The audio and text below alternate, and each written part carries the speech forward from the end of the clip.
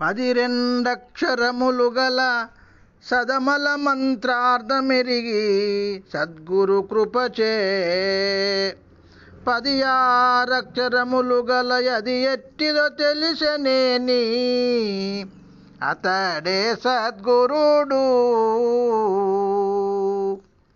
ఇవి రెండెరుగానతడేడి గురుడు. మొదటిది పరిపూర్ణమును తెలుపు నిరుకాను తదనంతరపుది బోధను చేయునివి తెలిసినతడే సద్గురుడు. ఇవి రెండెరుగానతడేడి గురుడు. జై నిజ గురుభ్యో నమః. జై అమలాంబ సమేత అనుభవానంద రాజయోగేంద్ర ప్రభుస్వాముల వారి దివ్య చరణారవిందములకు 12 వందనములు సమర్పించుకొనుచు శ్రీమద్భాగవత కృష్ణప్రభు దేశికేంద్రుల వారిచే విరచితమైన శక్తిద్వయ నిరాసకంబకు శుద్ధని కులతత్వ కందార్థ దరువులలో గురుని లక్షణమందు 2వ కందార్థాన్ని మనం ఈరోజు ముచ్చటించుకుంటూ ఉన్నాం. దీనికి మునుపు గురు సార్వభౌముని యొక్క సేవ ఎవరైతే భయభక్తితో గావిస్తారో వారు జయము అందగలరు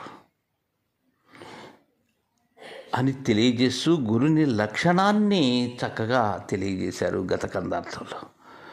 ఎవరైతే శిష్యునకు బయలును ఉన్న పరిపూర్ణమును లేని ఎరుకను అత్యంత దయతో ఎరుగజేసి సంశయరహితముగా ఎరుకను ఎవరైతే విడిపిస్తారో వారు గురువులని, వారు సాంప్రదాయక గురువరేణ్యులని, ఇది నీకు తెలిసినదా లేదా అని శిష్యునకు ఎరిగించినటువంటి గురుదేవులు ఈ కందార్థంలో నాయనా శిష్య 12 అక్షరములు గల సదమల మంత్రార్థమెరిగి సద్గురు కృపచే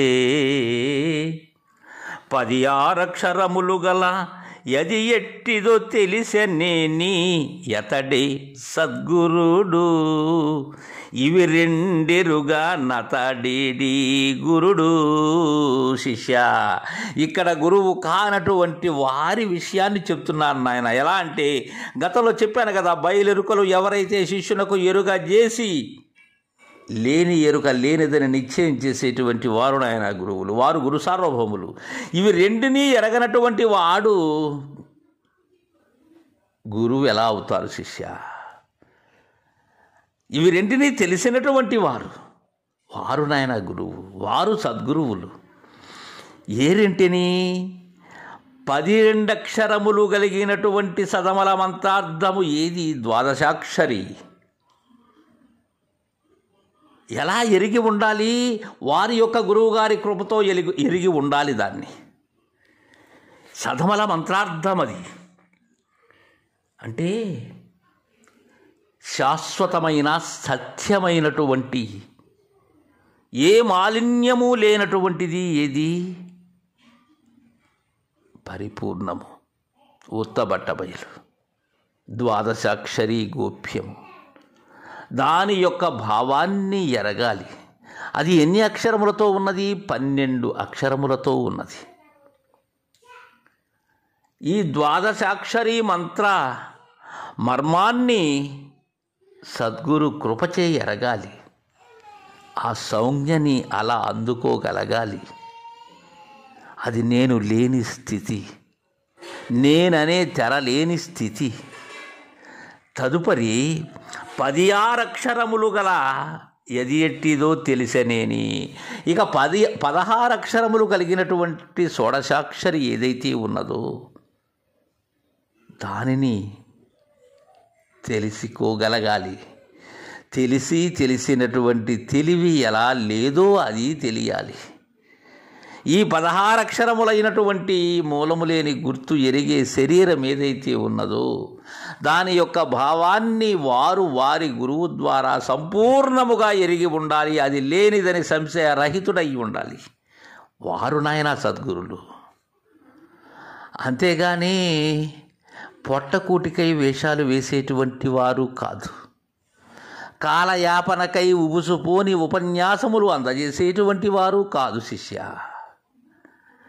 ద్వాదశాక్షరి షోడశాక్షరి యొక్క మంత్రరాజ్యముల యొక్క భావం ఏదైతే ఉన్నదో దానిని ఉన్నది ఉన్నట్లుగా ద్వాదశాక్షరిని ఎరిగించి లేనిది లేనట్లుగా షోడశాక్షరిని విడిపించినటువంటి వారే సద్గురుడు. ఇవి రెండెరుగా అతడేడి గురుడు, ఇక అతను గురువు ఎలా అవుతాడు శిష్య? ఇవి రెండు ఎరుగనటువంటి వారు గురువులు ఎలా అవుతారు? మిగిలినటువంటి మత భావములు ఏవైతే ఉన్నవో వాటితో మమేకమై ఉంటారు. కొంతసేపు ఆ కొమ్మ, కొంతసేపు ఈ కొమ్మ. అంతేగాని భ్రమకారణమైనటువంటి భ్రాంతి దాని యొక్క జన్మస్థానం ఏదైతే ఉన్నదో ఆ హృదయ గ్రంథిని విడిపించలేరు నాయన. ఈ జనన మరణములకు హేతువైనటువంటిది ఏదైతే ఉన్నదో దానిని కాంచను లేరు, అది ఎక్కడ లేనిదో దానిని గమనించను లేరు, గమనించిన దానిని విడిపించను లేరు, విడిపించుకోను లేరు. అయితే ఈ రెండు ఏం చెప్తాయి? 12 అక్షరముల ద్వాదశాక్షరి ఏం చెప్తుంది, 16 అక్షరముల షోడశాక్షరి ఏం చెప్తుందో మనకు తెలియజేస్తున్నారు కృష్ణప్రభుదేశికేంద్రుల వారు. నాయన శిష్య, మొదటిది పరిపూర్ణమును తెలుపు. మొట్టమొదటి మంత్రం ఏం చెప్తుంది? నేను మొదటగా చెప్పాను కదా శిష్య, 12 అక్షరములు గల సదమల మంత్రార్థమని. అది ఏం చెప్తుంది? పరిపూర్ణమును తెలియచేస్తుంది. ఈ ఉత్తబట్టబయలు తప్ప ఏమీ లేదని చెప్తుంది. అది ఈ ఉత్తబట్టబయలే శాశ్వతమని చెప్తుంది. ఈ ఉత్తబట్టబయలే స్వతసిద్ధమైనది, సర్వకాలముల యందు ఎలాంటి వికారములు లేక ఉన్నది అని చెప్తుంది. మొట్టమొదటి నేను తెలియజేసినటువంటి మంత్రం. ఇక ఎరుకాను తదనంతరపుది బోధను చేయు.